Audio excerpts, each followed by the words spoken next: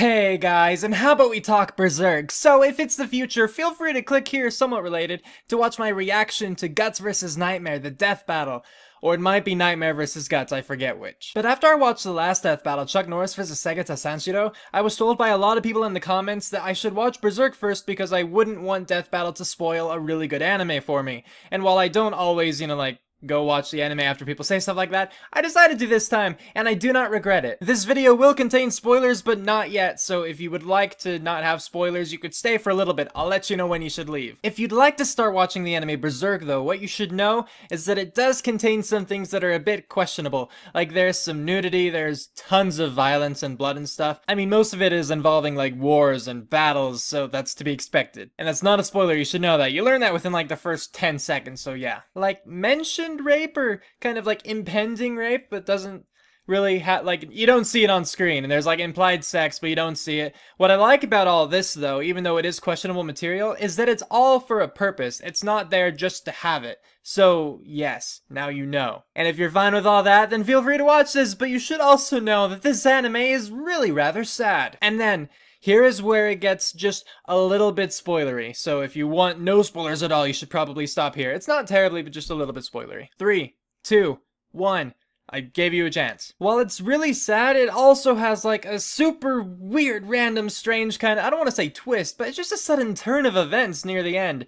And I don't like it so much. If you want the full experience, or if you plan on incorporating the manga with it, because I'm pretty sure there's a manga, then, go ahead and watch all 25 episodes. If you want my opinion, though, for what makes the best standalone anime, skip the first episode and watch till, I would say 20. You can go like a little further if you want, but I would say 20. Things that I thought were really cool about this anime, just like the family and the camaraderie that you got to see between everybody, the war itself, the politics of war, and just the politics of politics, like the nobles being douchebags and whatnot. Like, all of the nobles look down on the non-nobles, because I don't want to say peasants, because not everyone was a peasant, but the non-nobles. Just like, so bad. I'm like, were they really that crappy? Because there were sometimes I'm like, they're better than you. Smack your face, I will. But of course, I can't smack anyone's face in the anime because they're in the anime, and I'm not, which is good because I would die. So here's where I'll end the non-spoiler section. So the next bit has spoilers. So thank you for watching. If you're going to quit here, now 3, 2, 1, moving on to the next bit. Even though these are spoilers, I should probably assume that not everyone knows exactly what I'm talking about. So in the first episode, it's actually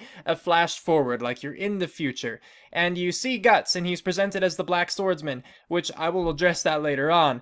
And as the Black Swordsman, he goes and he attacks a demon dude, and he's all, oh, a behelit, or something like that. It's a little demon thing. He got it from killing a demon.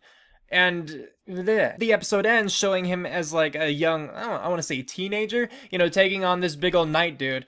And then in the second episode, it continues on from that point, and then it's chronological from there. So from there, he joins the Band of the Hawk, he, goes through the ranks of the mercenaries and, becomes like a commander and whatnot, and it's all really cool and stuff.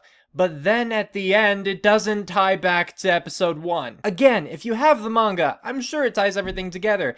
But episode 25 and episode 1 are not connected. After watching the entire series, after watching episode 25, like in the same sitting, I went back and I watched episode 1 immediately after. And I was more confused about episode 1 than I was when I first started the series. I mean, never in the course of the anime, as far as I could notice or remember, was he addressed as the Black Swordsman. Like, we saw what happened to his arm because he has that cool arm cannon thingy now, but that was it. In episode 1, I couldn't tell if that was supposed to be Griffith. I'm pretty sure it's not, because Griffith does not look like that demon dude that he killed.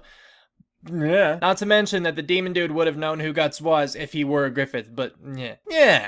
And so it just didn't make sense to me, because the anime was about war and politics and relationship development and all that stuff. And every now and then, yeah, you'd have a reminder, hey, there's demonic stuff in this, and that's great, that's fine, I guess. But then at the end, to have it suddenly come back in such full force, no. If you want my opinion, no. Because if you're without the manga, here's the super spoiler. 3, 2, 1, go. Everyone dies!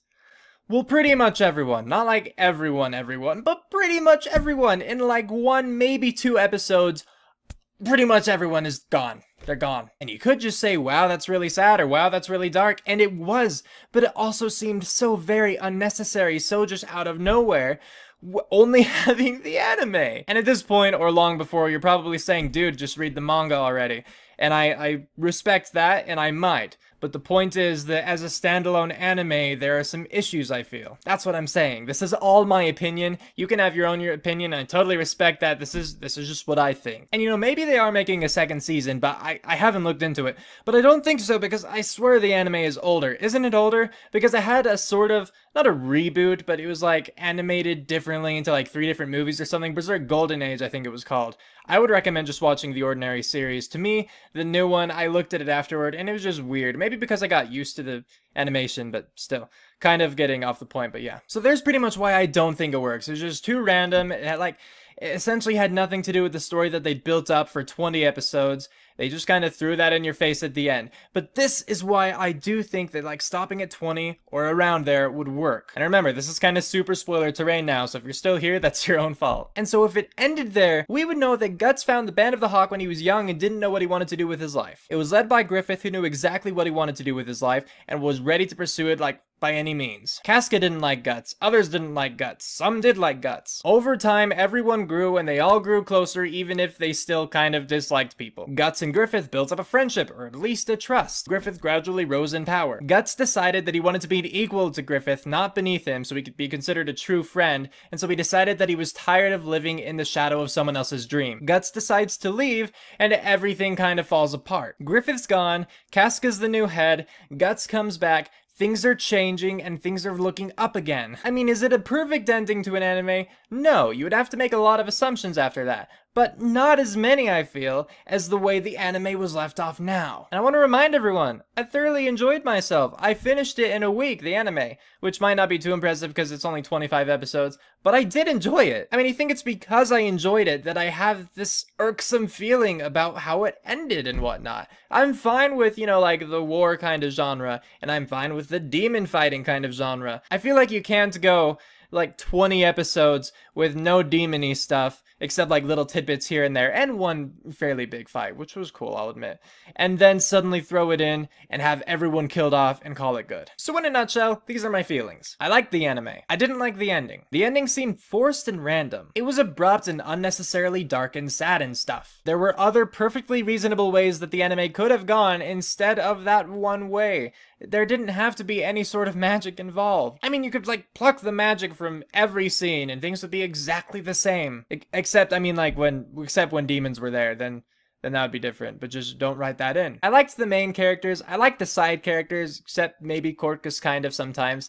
I liked the way they presented the show up until about episode 20. It was good overall, and I would recommend it to my friends. As long as, you know, you kept in mind the whole, like, nudity and stuff. I think that for the anime to be the way it is, you have to read the manga too, or else you just can't quite enjoy it as much as you should. It's just not as good as it could be. I'm gonna save my thoughts on Guts' combat prowess for the death battle reaction, but I will say that Guts is a terrible assassin. A great warrior, a terrible assassin. So with all that, thanks for watching! I hope you enjoyed that, and if you did, of course, feel free to like, comment, and if you're new, even subscribe.